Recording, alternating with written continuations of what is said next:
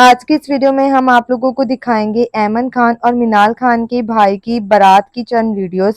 जैसा कि आप सब लोग जानते हैं, कल ऐमन मिनाल के भाई की बारात का फंक्शन था, जिसकी तमाम तस्वीर और वीडियोज़ इस वक़्त तक देख चुके होंगे और आपने देखा होगा कि किस तरह ऐमन खान का भाई अपनी दुल्हन को देखकर इमोशनल हो गया और पागलों की तरह रोने लगा। इसने अपनी दुल्हन को देखते ही गले लगा लिया और आधे घंटे इसे गले ही लगाए रखा।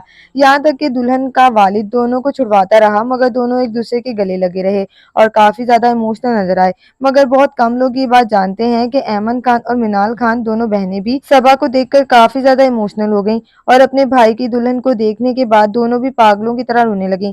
ऐमन खान भागकर अपने भाई के गले लगी, जबकि मिनाल खान अपने भाई के दोनों हाथों को पकड़कर पागलों की तरह चूमती नजर आई। आइए देखते हैं कि ऐमन मिनाल ने अपने भाई का स्टेज पर किस तरह वेलकम किया। तमाम तस्वीर और वीडियोस देखने के लिए वीडियो को पूरा देखिएगा। वीडियो अगर आपको पसंद आए तो वीडियो को लाइक करें और हमारे चैनल को सब्सक्राइब कर दीजिएगा।